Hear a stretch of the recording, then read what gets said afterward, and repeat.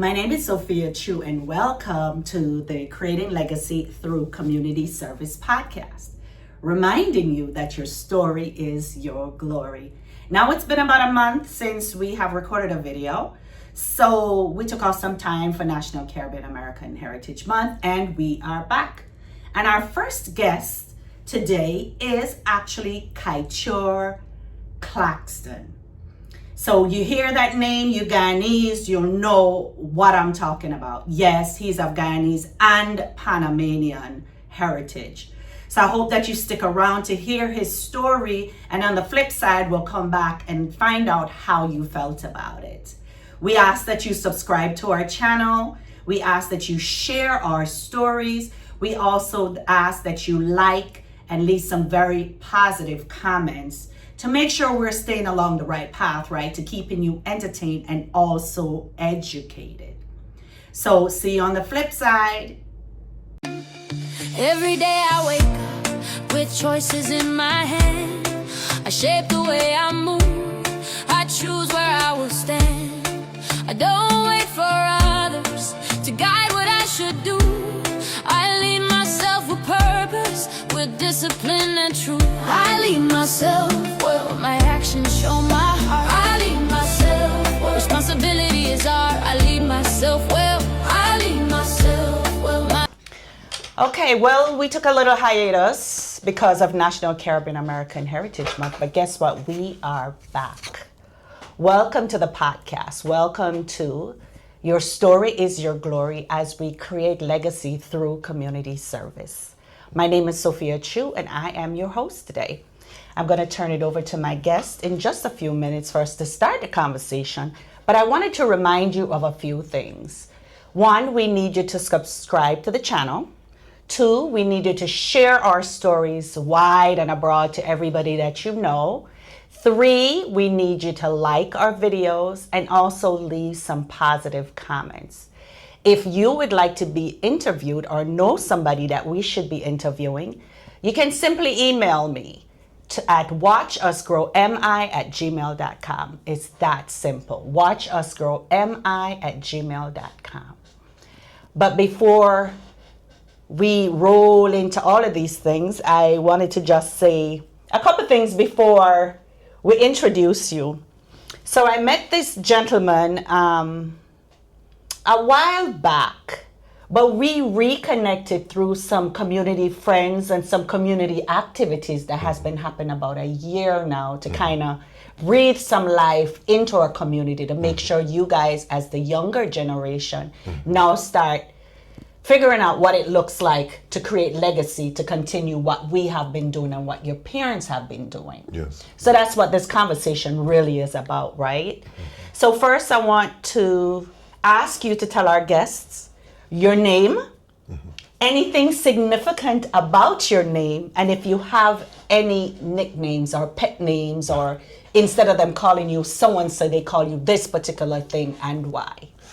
Well, hello everybody, and thank you. Thank you, Dr. Cho.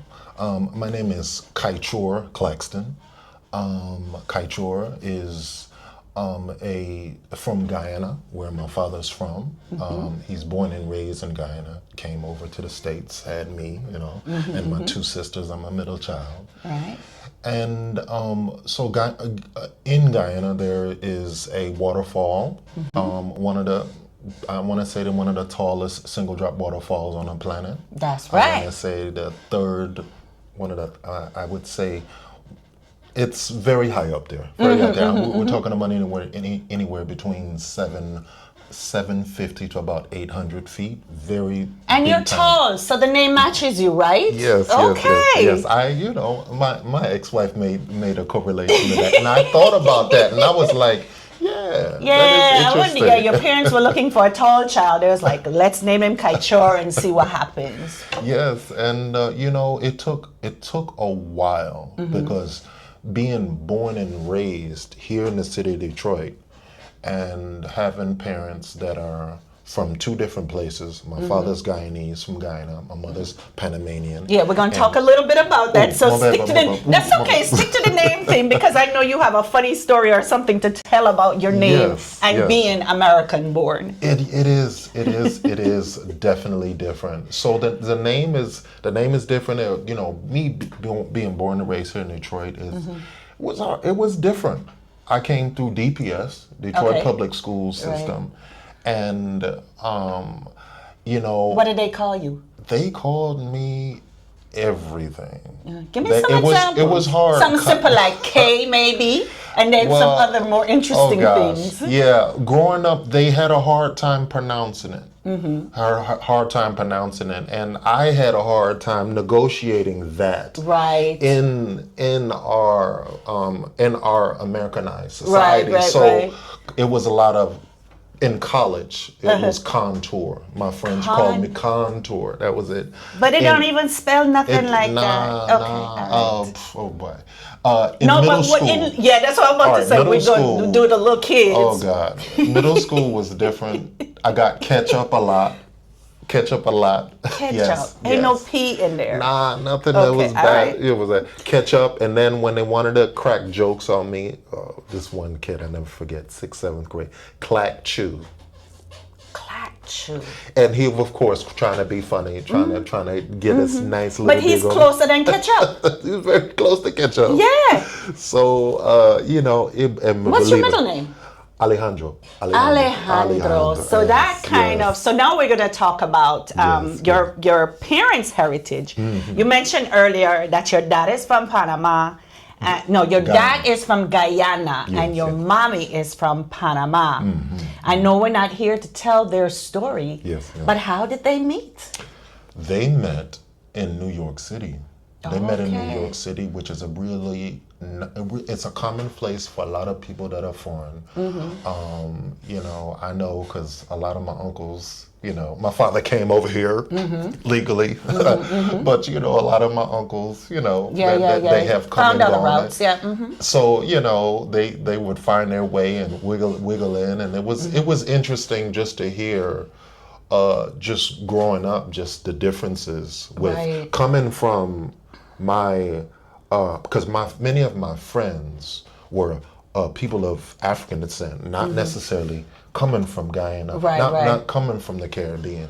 So I had to learn the kind of dualism where I'm kind of learning what it means to be a man of African descent, an African American, and then I go home and I'm having a different African American experience as far as like understanding my Caribbean roots. So it was definitely different growing up. The name thing that you mentioned, because you have a mixture of both, right? So you have the Guyanese name of Kaieteur, and then you have Alejandro, which is a Spanish name, which is the Panamanian portion of it. And then Claxton, I assume it's some English, something that came from somewhere. We won't even touch that side of it. So do you speak more than one language? Oh boy, you know, I cannot say, you know, to be honest, I want to say I would love to be able to know a little more about Spanish. My daughter, by the way, who is 20, she is very fluent in French. And you know, one thing about growing up where your moms might speak another language, you know, she kind of came over when she was 6, but she does understand the Spanish. I could do a real mean Caribbean and Hispanic accent because you hear these cadences growing up, and a lot of my mom's older aunts, and of course my grandmother, they were heavy Spanish speakers, and my grandfather, before he passed away around 1990, mind you, he came from Panama, came with his 5 daughters, and he was a dark-skinned African man, but with a very heavy Hispanic accent. So the stories growing up in New York, he had to, you know, it's hard in New York. He had to have a lot of jobs, but at the same time, it was hard because him got that skin tone and then not having, you know, he had to get some of these kind of lower jobs, and it was very difficult for him. So I like that you know a lot about your lineage, right? Because sometimes the children that are born of immigrants, they tend to be more American through assimilation. And that's one of the reasons why we started to have this podcast, is to kind of dissect what it is to be of Caribbean heritage here in America, and how much do you cling to it? And is it because you wanted to, or is it because you were taught it at home? So I want to know, have you been to Panama?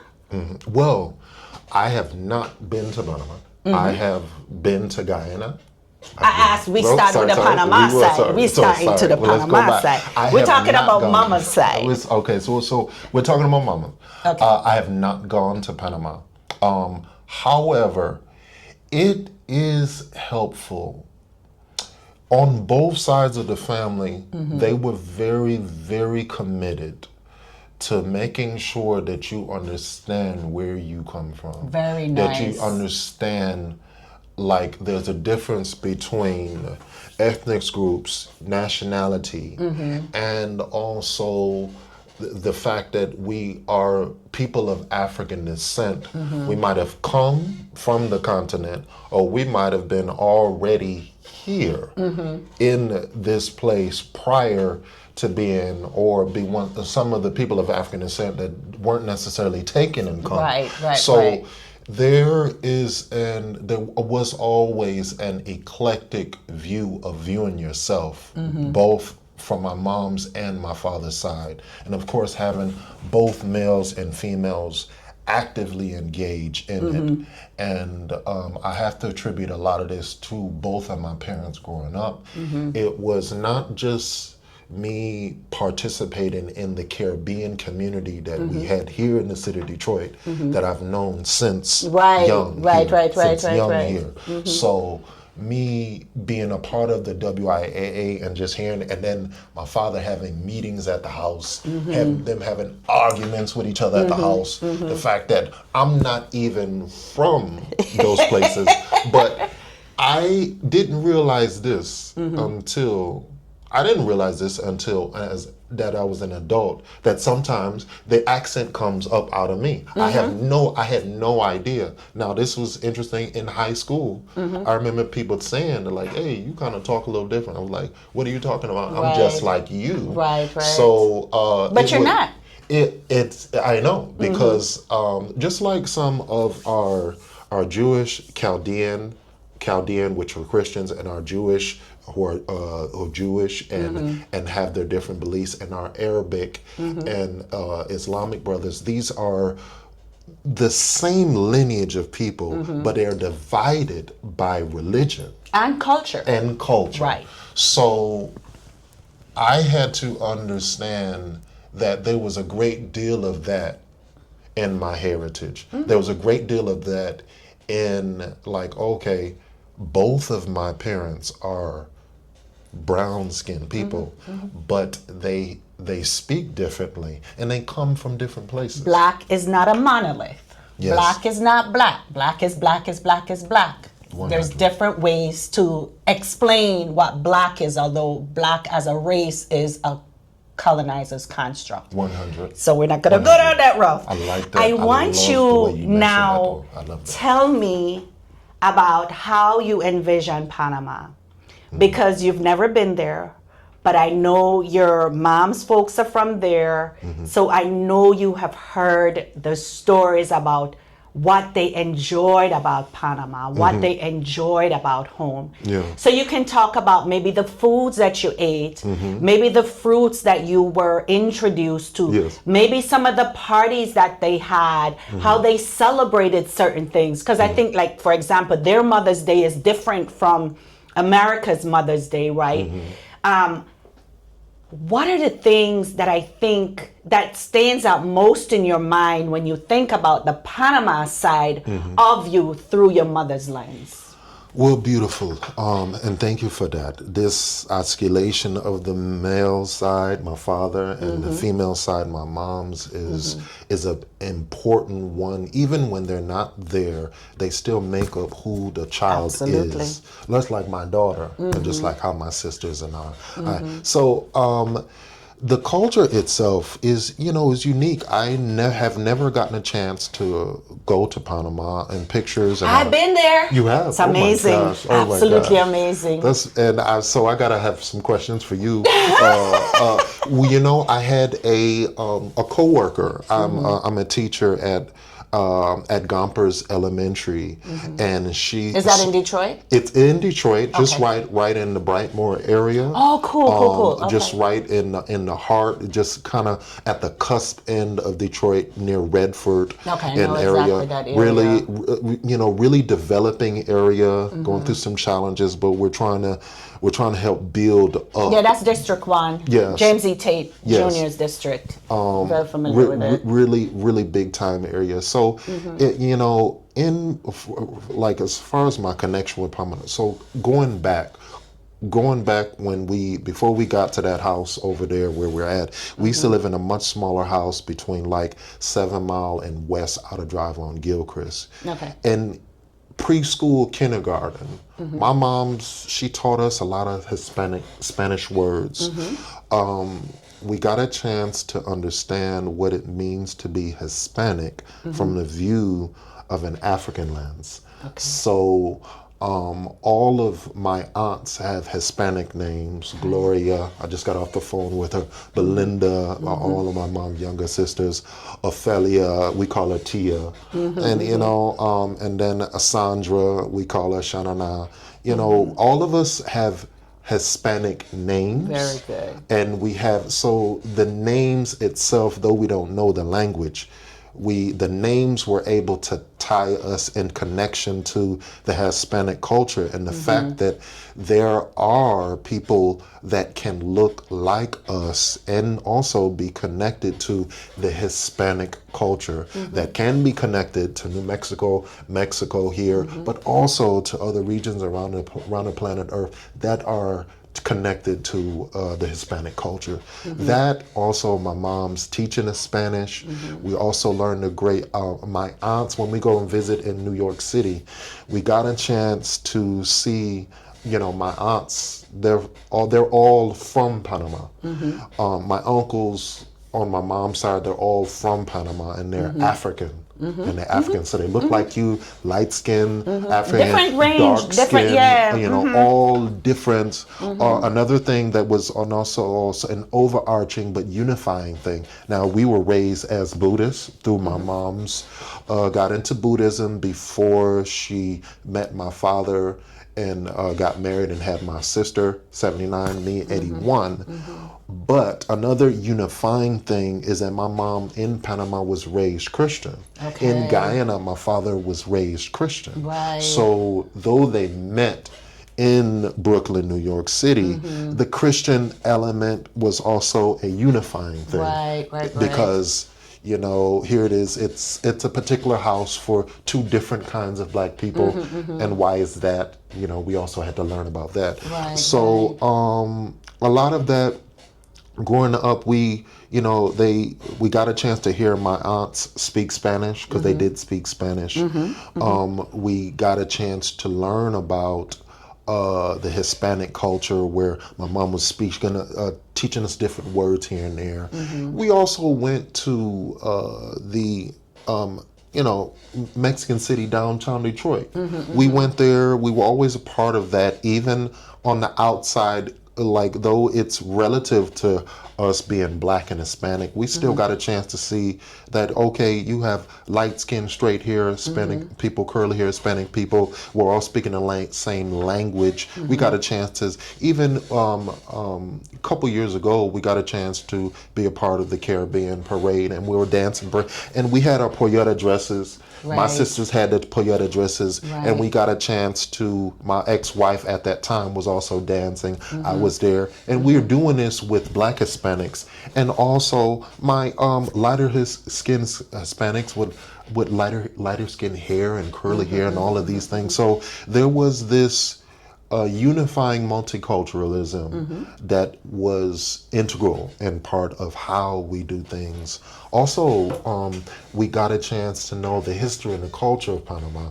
The molas, I was going to wear the shirt today for our thing, but my shirt wasn't clean, so I had to get it clean. But the molas that are very, very important to the Panamanian culture are, you know, I want to say just east of Central America, where Panama is. You have the San Blas Indians of Archipelago. These are the people, when they make those Panamanian molas, those molas represent the Kuna Indian people. Because they have that in Mexico too. Because I have a friend of mine that actually work with that. He made a mola T-shirt for me.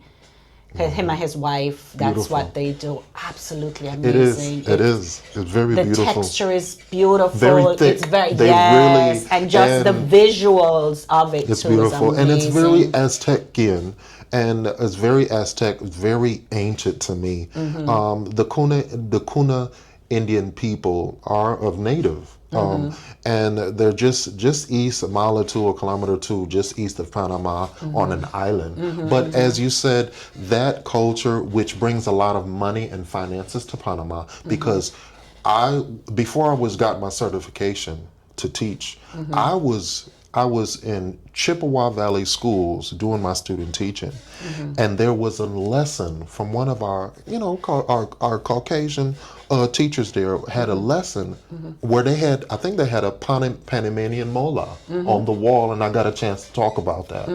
And it's very interesting how these very remote things in our culture are going all across the world. Absolutely. And people, the ideas of multiculturalism, ideas of us, and the education that is needed for us to get to know each other at a deeper level.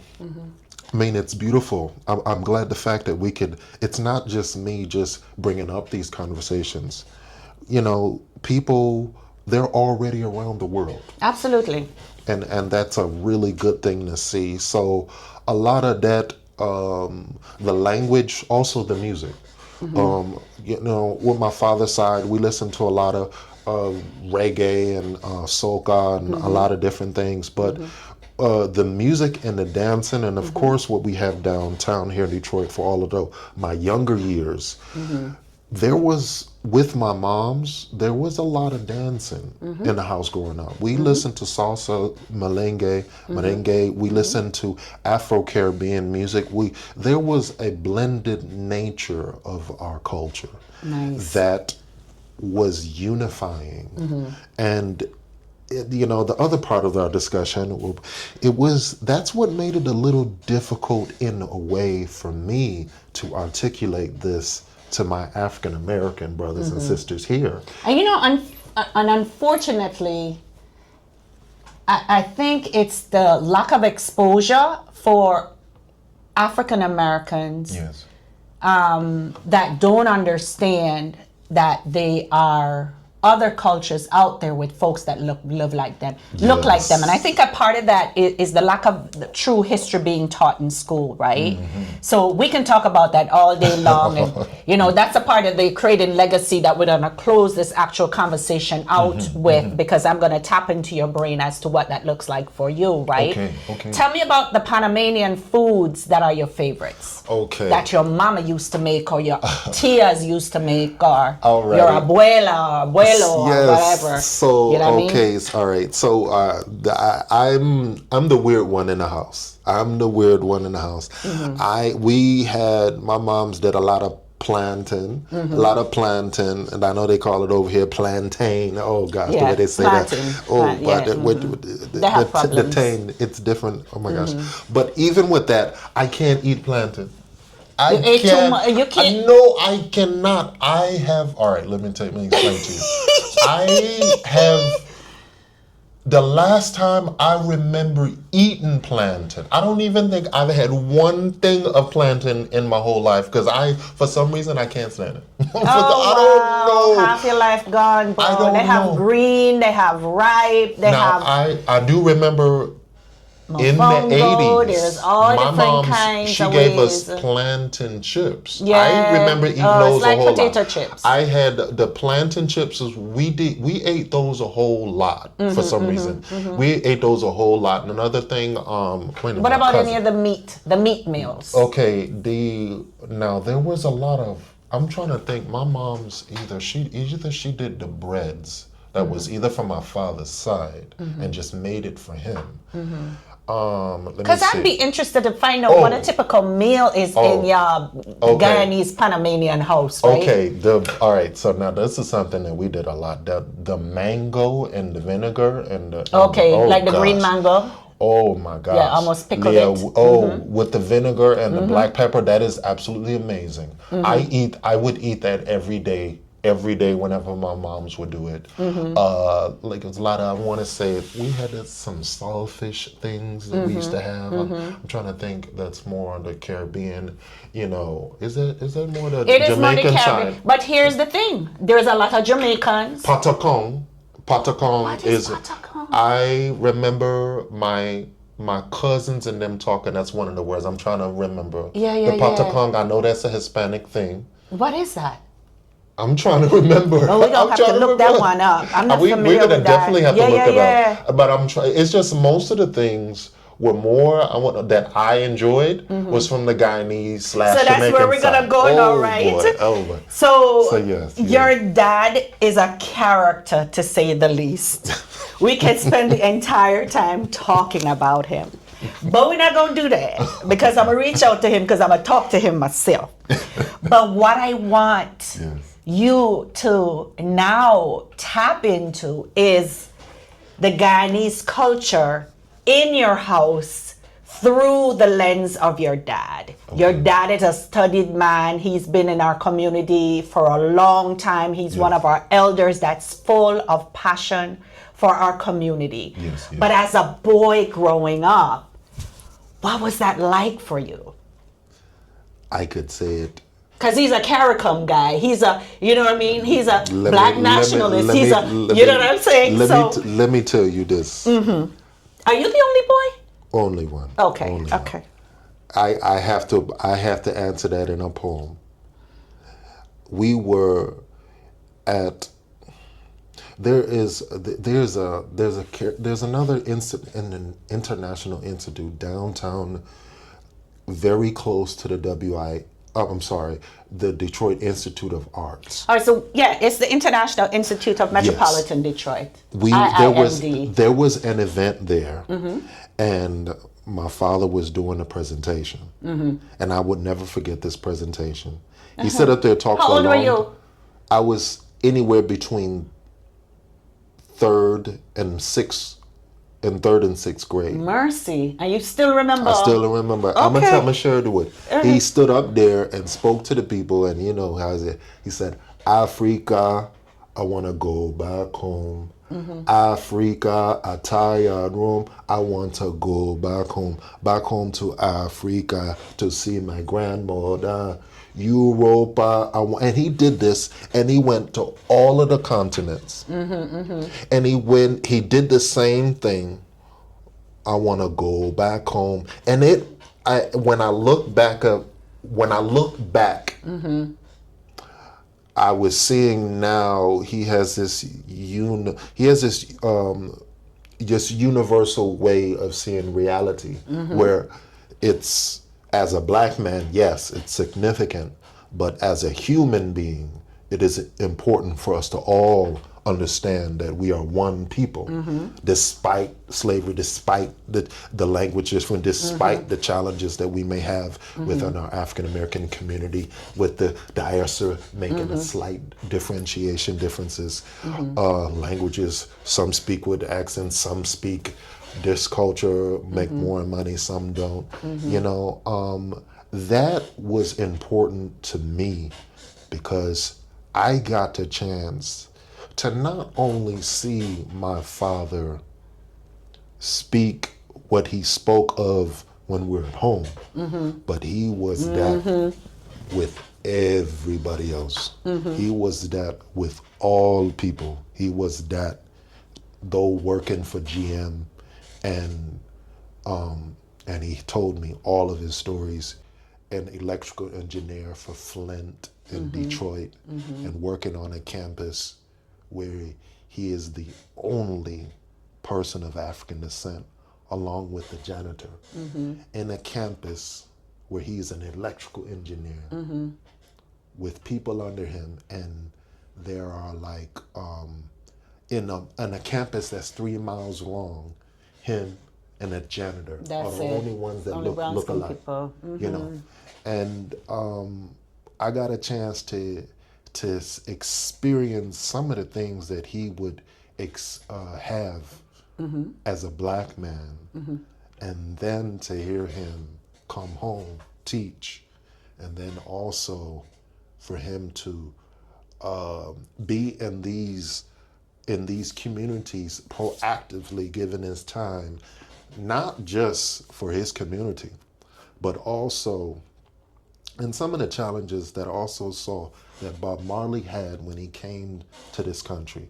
Because believe it or not, you know, when Bob Marley came and his speaking his truth, because when he spoke, it wasn't just music, it was a religion, it was life, it was abundance, it was, I am speaking life, and it just so happened to be through reggae. Through music, right. And I want y'all to understand this, and this is what I was also able to see that some of the things that Bob Marley had experienced, my father also experienced, because it was tough being a person of African descent. You come to the States in the 70s, you look just like everybody else, but yet you're talking with a like British, everybody else, right? British accent, and then sometimes you would be in situations where you might be treated differently from the African Americans, that where you're all having the same experiences, but then that can also have you be treated differently among your African American brothers, which is another layer of things. So, you know, and that still continues today, right? It does. Have you ever been to? No. Before we go to Guyana, how did your parents get to Detroit from New York? Sure. Yes. Let me explain. So they met in New York City. Right. Both my father was he is not the eldest, but he might have been the second to come over here. He has an older sister that passed away, Auntie Kitty, in 2018 to 2019, unfortunately. And he came over, I thought he was the first one to come by, so he came over on a visa. And when he came over on a visa... For school? For school, yes. Okay. So he came over, and came over here, you know, like, I'm into sports. My father came over and was really into sports, but it was be more in my brain. I was more of the artistic, art, music type person. He was the math, science, reading, you know, he could compute numbers all day. So he came over here, with that type of understanding. Like, it was really different. It was really different for him to, you know, to have kind of these experiences, because it wasn't easy. And it wasn't a welcoming space for him. Not a welcoming space, but, you know, coming from Guyana to New York, and then when he met my mom's, I think he kind of met her, I want to say they were talking, she was talking to another gentleman, and he kind of intervened on her behalf, on his own behalf. Yeah, he kind of exactly. So he kind of intervened and kind of jumped in there, and you know, ever since then they was just kind of. Right. He found out he was he found out she was from Panama, and I'm sure that kind of excited him. I looked at some of my mom's pictures. She was, I don't know, somewhat of a hippie, but also had a very natural African look to her. Okay. She had a African headdress, and even when I learned of my mom's sisters and things, they were. They spoke about my mom's being the avant-garde kind of Right, one. So, right. But you said she was Buddhist, or is she still yeah, Buddhist? she is still Buddhist She's still today. Buddhist, so She's still that's Buddhist. stepping away from the grain of whatever it is, right? To Yes, most definitely. So how they met? So when they how they kind got to of Detroit. yeah. So how they got to Detroit? So they kind of came together, and then when my father. He did a lot of running, but he was in school to get his stuff together. So he was going to Pratt University in Ohio, Okay. which was a little far west from New York. So he went and got his stuff going and was a part of the master's program there. And I think he was telling me he was living with some ladies here in either Michigan or something like that, and they were helping him out. He would kind of help out around the house and things. Right. And at the same time, I remember him telling me he was sending money back to my mom's my grandmother here in Guyana. Okay. And then in a period of time, and then after that, he got a job for Ford. Okay. in Michigan. And then they got married. I want to say 77 or 78. My older sister was born in 79. I came in 81. Okay, and all that happened here in Detroit. All of that Oh, happened. fabulous. All of that happened in Detroit. Fabulous. So they were able to, get everything going and build the family. But it kind of started when he got a part of that master's program, and then moved from New York, and then came over. My mom's and Settle down. Start life anew. Tell me a little bit about your experience with the Caribbean community as a child.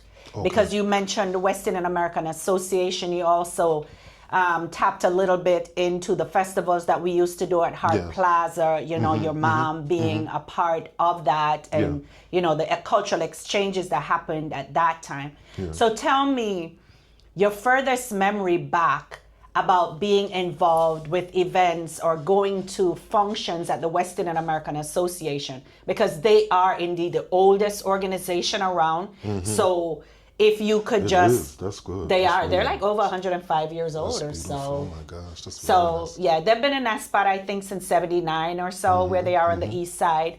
But as an organized organization, they are our oldest one here. That's beautiful. Okay, so taken back, I remember first we always had functions and events at the WIA.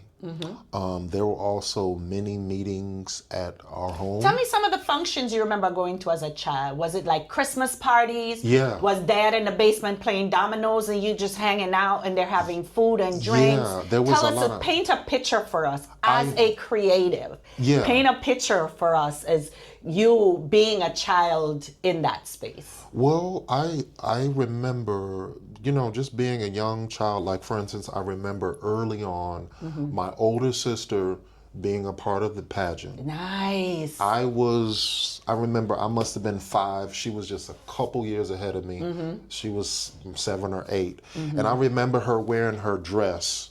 She wore her dress, and the Panamanian or Guyanese? This was more like a Christian white little girl kind of dress. Okay. And I think she might have, I can't remember if she wore the thing for Guyana or Panama. Right. But she was representing the Caribbean, and I remember her being one of the first ones to do it. And I just remember, I do remember, I remember being a part of many events where they needed men to represent there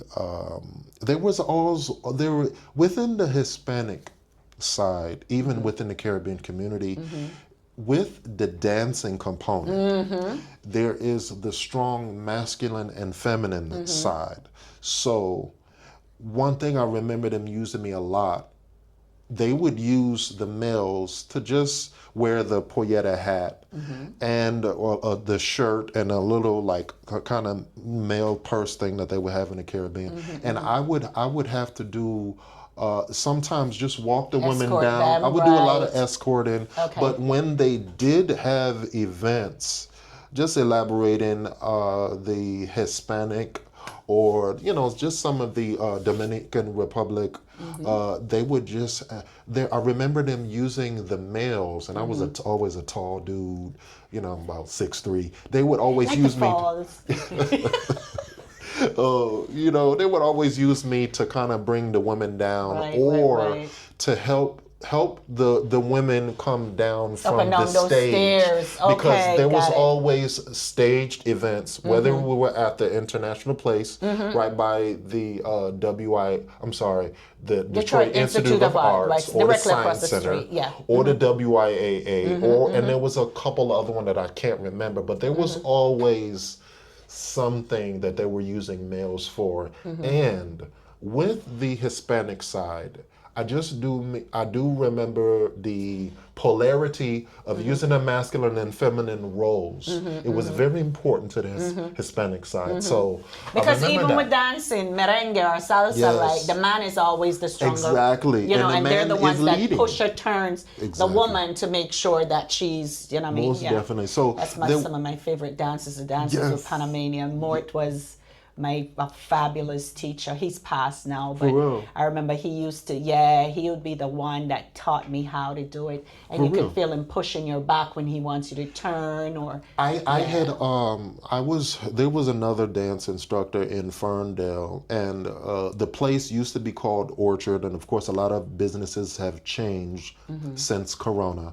And I used to take dance lessons at Orchard. There was a club, but it was every Wednesday, and she was very much so trying to get us to understand how the males The have to different take roles, right. have to take this very direct masculine role, and then with this, she was a female, of course, but trying to get us to understand that. So Right. I'm still learning that. It's like and Kazumba. That's Yeah. that whole concept of the male being the one that kind of takes the lead, right, to show Yes. his woman off with Yes. these dance moves, but he's the Yes. one that's orchestrating Most what definitely. she does. Most definitely. Was there a point in your life as a teenager or early 20s that you pulled away from the community?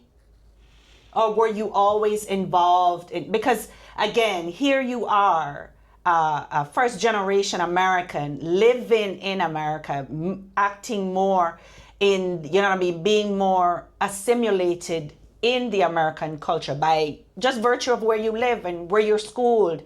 Were there a point in your life where you, not deliberately, but out of just living your life consciously, you were not as engaged in the Caribbean community as other times? I would say the times that I was very less involved, as you are explaining, would probably be the times after high school and from my bachelor's and my master's. Okay. Which was, I did. Where did you go to school? I went to school at Marygrove College. Okay, so you were local still. I was still Okay. local. I was still local, but I guess the way it felt different. It felt a lot of different because I wasn't going underneath the care of my parents. Right. But at the same time, I was still I felt connected to the community because I even remember going to college. I would go to college almost every Monday and Wednesday or Tuesday and Thursday. Marygrove had a lot, during my bachelor's, they had a lot of college courses that were on the Tuesday and Thursday. I remember. And I remember even when we were done for the day, this is where I'm kind of conflicted between this answer because it felt like, because I wasn't going with my parents. Right. Because in grade school and middle school, everything Right, was so done. it's different. It just felt different. However, I was still, mind you, we still had the Caribbean community heavily at the Hart Plaza downtown. Okay, the festivals. All the way until Kwame Kilpatrick had the situation. And that Kwame Kilpatrick situation, we talked, what was that, early 2000s? Yeah, it was actually when Detroit was on the downturn financially. That's what kind of separated us from the city per se, Hart Plaza per se, doing the festivals down there. So, because outside of that, I still so you were still involved. I was still involved in different events or whatever. Because here's it is. You know, I'm like what, you know, though my parents, I'm born and raised here, there was still a great deal of young folks that we connected with. Nice. Jason, one fella that my father reminds me about, he has children, I got my daughter, and we connected. And Jason, whenever like, oh, I'm gonna see, I think I just got my cell phone in 2004. So we were just now, you know, we coming more into the adults and whatever. And I remember us going downtown and we would walk around, we're gonna see y'all down here. And I had friends from high school, they sometimes used to also meet down there. I think it was in a way, see, even in college, I remember telling a lot of people like, hey, you know, whenever y'all ready, down at the Hart Plaza, we got the Caribbean community having a nice little situation. There's gonna be music. There's gonna be very famous. Like when we had real people from the Caribbean community, like from CDs that were popular in the Caribbean. They were performing down at the Hart Plaza. It was a normal thing. So it was we were getting. Like, though we were first generation and my parents had come, we were still kind of listening to music that was from the previous generation. Right. So it was like there was a connect but disconnect. And also, of course, having the music and the name, my name, and the clothing. See, if you wear things, when being in DPS, if I put on a Jamaican flag or Jamaican bracelet, some of our children at our school here in DPS, who some of them would tell me like, hey, they may have two grandparents or great grand from Jamaica. Right. Some of those kids who they might hear me talk a little different.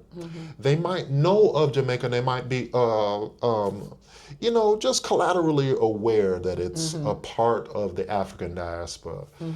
They still know that it's Jamaica. They still know, and now that they hear me, I have, even when I'm at school with the kids there, I have all of my Hispanics kids. They call me by my first name, Alejandro. Okay. And I let them know that my first name is Guyanese. Right. So they know the Guyanese flag. Right, the mix. They know all of that. So you use it as a teaching tool too, which is fantastic. I have to, because it is now connected to location. It's now connected to a language. It's now connected to food. Because I say plantain, and I say plantain, everybody in the classroom knows what plantain is. But even my Colombian students that I have, I got a student that's from Venezuela that unfortunately left midway in the year, and of Hispanic curly hair, short hair, light-skinned Hispanic, brown-skinned Hispanic. And, you know, some of them would come to me because I have very limited understanding, though I do understand some words, though I go back and forth and talk with them so that there's trabajo work, and they're like, oh, yes, so it's not like I'm completely don't know, because language is not just the verbal side. It encompasses everything. So there was also, and with me being an artist, I also connected with the artistic side that was connected to both cultures. So when I teach, there is this element that is heavily involved. So, you know, the language or the communication, you know, when I say culture, it encompasses everything. All of it. Not just literal linguistic language, but it is, I know I skipped around to so many things. That's okay. But how are you connected culturally to the Caribbean community here in Metro Detroit now? Are you deliberate in how you stay connected? Or is it a one-off? If there is an event that you choose to go to, then you come to it? Or are you not involved? So there's three versions, which category do you fit in? I would like to say with my recent introduction, coming back with you guys and getting to know Miss Yelena and being and also my father, I would like to say I'm pretty close to being really involved. Okay. Really involved. Okay. I like to stay connected with the people that are in leadership. I do think I would introduce a nice different flavor of leadership, because I do have some ideas that are art related. Okay. That could really help our institution. And then, of course, me being a little more mature as a male art teacher and having some organizational abilities now than my younger self. Right. But that's all a part of growing up and understanding who you are, right? Yeah. But I would say I am far more involved, and instead of it, I am more interested personally in facilitating how I would like to express my contribution in leadership as an African American male, being Kaieteur Alejandro Claxton, how I want to input. Like, for instance, my daughter, I teach private piano lessons, though I'm a certified art teacher. My daughter performed at the WIAA twice. Nice. Nice. So she did I think she either did a classical song, and I think she either did a Bob Marley song, or she did an Adele song.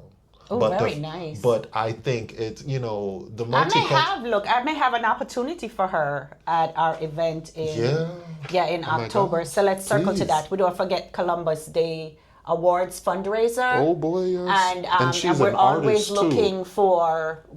looking for young people of Caribbean heritage to express themselves. So we've used dancers, we've used steel pan players, those kinds of things. She's kind of evolved herself as a visual artist. Like, I went to the Detroit High School for the Fine and Performing Arts. Is one of the things that I was, I just didn't follow that academic pursuit like my father growing up. Yeah, but different strokes for different folks, right? But I ended up getting into more of some of his things later on. But that's okay. You're being you. That's all that matters, right? You got to be the best you that you are designed to be, not what anybody else asks of you. So now we're going to talk a little bit about your professional life. You hinted that you are an art teacher. You talked about being a teacher at DPS. Yes. Let's tap into your creative side. What kind of artist are you? What's your specialty? Do you do a little bit of this, or do you visual? Are you, you know what I mean? Do you do sculptures? Do you do music? When you explain yourself or tell somebody about yourself as a creative, how do you introduce yourself? I would like to. It's kind of it's kind of like in a lot of different places, because growing up, I kind of was really close with, as far as before middle school, I was really known to being a visual artist. Okay. I was really skilled at the drawing and stuff, and of course, the music was just as important. It just didn't come until middle school time. But the art was a big important piece for me Okay. because, you know, it got me confident. Okay. It got me confident. It would allow me to open up. You know, I used to stutter a lot, and I didn't know until looking back that I used to like music wise, and even when I kind of did my comedy stuff. Comedy. Because I used to want to be a comedian. You used to want to be a comedian. Did you give up on that part of you? Oh, baby. Or you still dabble just a little bit? Maybe. I used to really enjoy it. That's common. Maybe blame it on my father. Your father is not funny. I'm kidding. He thinks he's funny. So Yeah. I would. Cyril thinks he's funny. We would, yes. So there's a lot of that. Oh my gosh. So yeah, I used to. It wasn't until I used to imitate people a lot. I used to do a lot of imitation. Got it. Of course, another thing that helped. When you go to school in DPS, and then when you have parents that both have different linguistic points, I would immediately understand when someone came into room and they would have a Caribbean accent. I would know that, and I would also know the difference between the Caribbean accent and an African accent. And I also noticed the difference between a Caribbean accent and someone that has a Like British, from the South or something? or yeah, of course that. But if you have a British, like you're not from the Caribbean. You're black, but you're also from England or something. I would know those different linguistic things, and for some reason, it did help me musically. Artistically, but also a lot of those things kind of helped me with all the different imitations that I used to like to do. I used to do different characters and stuff. So what are you doing for, what do you do currently to exercise that creative side, right? Outside of teaching art in DPS. What are some of the stuff that you do personally to tap into or stay grounded in the artistic part of who you are? Boy, the one thing that I've been doing now is, first, just kind of connect just on social media. Okay. Getting more and more on social media. When I graduated from high school, I think Facebook. So you share your work there? Well, I'm getting to that. Okay. I do share more of my work with the kids at the school, and I got a lot of people that I graduated from college with. I've done a couple shows with one young lady. I think she's teaching at the school. I think Miss Debbie. She graduated from me with Marigold College, and she did what I would have loved to do. I wanted to get my bachelor's in art, but also wanted to get a second degree with music. Okay, but she got both degrees, and she does music and art. So, one thing I do, I do my own personal artwork. My own personal artwork. I do like to experiment with surrealism. Okay. Surrealism is a form of style that is very fantasy oriented. It's when I speak about it with the children at the school, I speak closely on Salvador Dali's work. Got it. Okay. You got a nice gallery off Northwestern Highway. I know exactly where it is. Above 12 Mile? Yeah, just real I know big. where it is. Yeah. There is a sketch by Salvador Dali in there worth $33,000. I went in there just not too long, some years ago, and I was just like, oh my gosh, the Salvador Dali's. But Salvador Dali's work, he's the I don't know, the Spaniard that has the spiraling mustache. He's very weird. Right.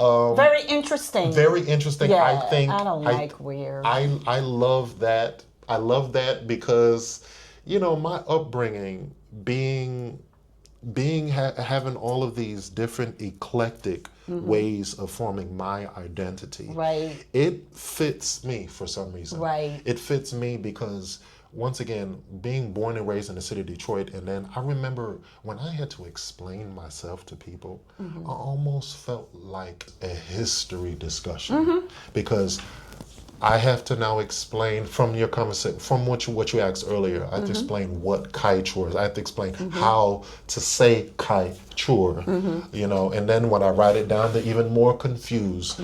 ETEUR. What is all of this? So it was just a lot, but I had. But you own it. Yeah, you own it, and I think you wear it very well. Yeah. Yeah. So there's a gentleman that I interviewed. I'm gonna send you the link to watch his interview. His name is Dion Walcott. He actually owns a gallery on Woodward. He's of Trinidad and Tobago descent. And that was where we had a conversation with Bridge Detroit a couple weeks ago for National Caribbean American Heritage Month. And I'd love to connect you with him so you can actually go to the gallery, see the work that he's doing, because I'm working collaboratively with a project with him to now expand the lens of what Caribbean artists look like in Metro Detroit. So I'll keep you plugged into that as we make that move forward, right? Because what I want to do is make sure that we engage everybody through the different artistic lens, whether it's writing, music. I like that. You know what I mean? I really like that because so we can explore who we are and show the rest of the world that we are here. This is what we do. We are not just this segmented thing of who you think we are. So and that go ahead. I'm sorry. Fully. Yeah. And it's only because as soon as you said that, and this is one of the things that I kind of mentioned with where it's like you see yourself and you don't see yourself. So when I was working on my bachelor's, there was a fella, a wonderful artist at Marigold, went by the name of Wayne. He was amazing, very detailed work. And he said, I can see your Caribbean roots through your work. And I couldn't see what he was seeing. But he said, your use of color is very bold. I did not understand that. I do like black and white, but when I do use color, I didn't know that I was using it in a very primary color or in a very splashing, that he was making a reference that it was more Hispanic oriented. That's what I was going to say. That's the Panamanian side. And guess what? That would have been the only way. That would have been the only way. And the work that he was, so at that time, I lost some artwork. At that time, I just got married like 2006. No, 2005. My daughter was born in 06. And for Black History Month, going back, I think I was answering some of your questions now. For Black History Month, I put up some of my artwork at that time in Northland. Northland Mall. And it was like anywhere between 2007, 2008, and 2009, and then they closed down. I lost the work. I lost the work. I lost all of the work that I had for my senior show in 2005. But I'll never forget, I got some digital color copies of these dancers that I was using. And I was doing these dancers because I was emulating Degas. And some of our classical European painters that I was emulating. But notice the influence. It was done in a sense of color that Gauguin or some of the painters that are just in Central and South America were used. And I had no awareness that the color selection was those pinks and reds, or some of those colors that you see in Guyana and Jamaica. You know, bright yellows, those bright oranges, yellows like this. But if you can imagine adding yellow, and white to this, getting that off-white green color, or those pinks or warm mango. I had no idea that was breathing through my work, and I could not see it. But my friend Wayne, a person of African descent, African American over here, he could see it. Absolutely. So sometimes you need these different views to help you see yourself, even from the African Americans that are over here. So we're all in this together. We are in this together. are. I mean, we're only going to get out of it together, or we're going to die together. Exactly. That's how we have to look at it. Exactly. So now we're winding down to the end of our conversation. And thank you again so much for your time. Your story is more interesting than I thought it would be. You know what I mean? Because knowing that you and I are just getting to know each other, I thank you so much for your time and being vulnerable enough to share your story. I appreciate it. Appreciate your question. Child, I told you ain't no question, just me and you talking. Okay. I just figured out as you answer a question, I was like, yeah, I know I can ask that one. Okay. But what, especially with a 20-year-old daughter of multi-mixed up culture here in America, especially in Metro Detroit, what does creating legacy look like for you to make sure she has parts of you to take forward to her children? Her first name, the first four letters of her name, Kaie, are the first four letters of my name. Right. I'm Kaieteur, which is not only the name of the waterfall, but it's also representation of the chief that gave himself to go over the Patarima Mountains and the Patawa River to go down the waterfall because his people were going through a drought. And as they were going through a drought, they were dying. And as they were dying, he, being the leader of his people in Guyana, in this very pristine area, he said, I'm gonna give myself up to the land. Got it. And when he did so, subsequently, rain came. In Guyana, you got two So seasons. he was a martyr. He had to give himself up. Got So he it, gave got it. himself over. So my father gave me that name, and we named Kylie. The first Kylie, the first the spelling of it is Kylie. The first three letters are my name. The last three letters are my ex-wife's first name, Kimberly. Got it. So with this, every time she says her name, she know that it's like Kaieteur. Right. It's what we are. And also, her mom has some very serious Native American Cherokee Indian. So though and her hair texture is a little different, similar to yours. So you have these visual characteristics. My hair is more of African descent, but through the name and the culture, they come from my side. So Kylie, when she does speak about her name, for instance, when I saw her name in kindergarten, her teacher looked at me and she was like, hey, your name is different. And she said, oh, the first three letters of her name come from your first name. And then I had to tell this story of this very nice lady. And that's where it comes with stories. Like the stories my father had, kind of started with all of us. And when he started, he also spoke about the stories that we candidly tell people all around the planet Earth, because we come from a very literal and verbal storytelling tradition, which even from the continent and all the places that though they may be different from European, how we told the stories, it allowed us to be connected to our elders. And that is a very big piece that we have to bring forth with the legacy that we do. So there's that with Kylie, and she knows that her name is identical to my own. Right. And if you know Guyana, you also know Kylie. And if you also know Panama, you also know her dad, you also know Kylie. Right. Nice way to put it. What do you think your students think of you you know what I mean? Because you are not what would be considered the typical art teacher in DPS, right?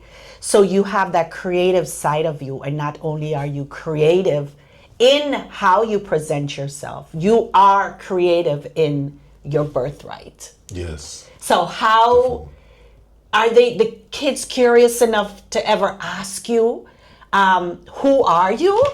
And what's your response to them?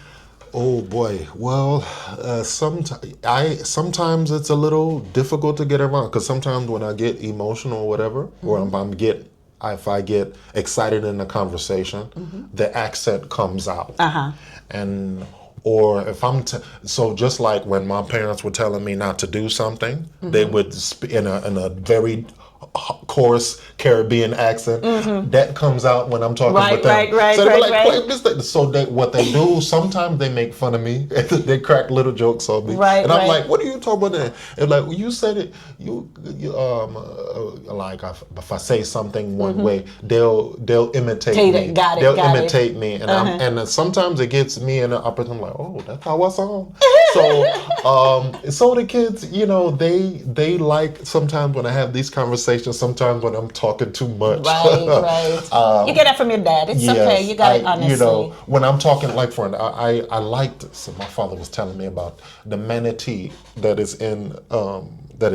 Not only, it's not just a Caribbean type thing. The manatee is an animal that you find in swamplands, and it actually picks you up and it saves you from alligators and different dangerous things that are in ponds.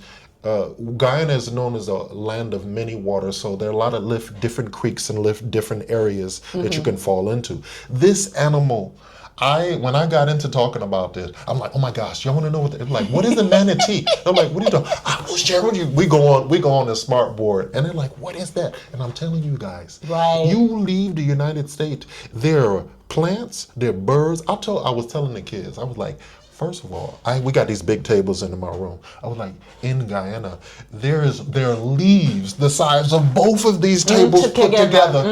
And I'm telling them that, and I'm like, yo, it is really different. There are two seasons. There rain, we don't see no snow, all of this white falling from the sky. Stuff here. We don't know anything about that. So I got real excited when I'm talking about the manatee, and I'm like, what is the manatee? And they're able to see this weird looking, fluffy, air-like looking thing. And I'm like, wow, this thing saves you from the Black Panthers and the different things that are in the wild, because Guyana, the southern part of Guyana is the wild, northern part of the Amazonian rainforest. So but that's a whole nother teaching thing, right? Conversation. So fabulous. We have these. I have these conversations with the kids, and some of the parents, when they come in the room for parent-teacher conference, they come in and be like, "Man, I'd have thought you were a science teacher." Right. But it's very difficult to kind of have. It's very difficult, because it's such a encompassing conversation, especially we as a people, to talk about the diversity of how or the many different meanings it means to be a person of African descent. Right. Because now we've now added another meaning to this very big legacy that is not just my own, it's now part of the kids. It's all of us, absolutely. So we're gonna close out now. Did you have any final words? If you mentioned that you have a Facebook page, I don't know if you have Instagram, but if somebody wants to get in touch with you to learn more about you, especially on the creative side, the artistic side, right? How do they go about getting in touch with you if you're interested in sharing that? If not, that's cool too. Just, this is an opportunity for you to close out the session. Okay, yes. Well, thank you for that. This is also new to me, because I'm just now kind of getting connected on Facebook and everything after not being on it for years, and Instagram and all of that. So the modern stuff. Yeah. So you could kind of find my Facebook name is my first and last name, Kaieteur Claxton, and even I want to say in Instagram, I see a slight little rendition of the meaning of my name. I think it's Kaieteur43, something like that for Instagram. Send me that information and I can put it in the bio of this. And thank you. This has been a unique experience. I feel like I do a lot of this when I'm at work. And sometimes, you know, a lot of the principals have me do a little something extra for Black History Month, which also makes the connections among the teachers unique, which is another thing. So I want to thank you for this opportunity, and this was very nice. Good. Well, thank you guys for sticking around till the end. I hope you learned a lot about Kaieteur, and you stay with us so you can find out what he's going to do in the future, especially with his art. I'm going to tap into him and keep him making sure he's going down the right path where that is concerned, as I want to see it. You know how we do. But until next time, peace. So I see you made it to the end. Thanks for sticking around with us to hearing Mr. Claxton's story and finding out more about him. I did not know that he was such an avid creative. That's good to know. I'll make sure he is connected with Dion Walcott as we put together a collaboration to celebrate the artists in our community. We ask that you continue to share our stories with others. Make sure you subscribe to the channel and also like and leave some comments on our stories. Positive comments, by the way. If you know anybody that you think we should be interviewing or that wants to be interviewed by us, please send them our email address, watchusgrowmi@gmail.com. And until next time, peace. Remember, your story is your glory. Every day I wake up with choices in my hand. I shape the way I move. I choose where I will stand. I don't wait for others to guide what I should do. I lead myself with purpose, with discipline and truth. I lead myself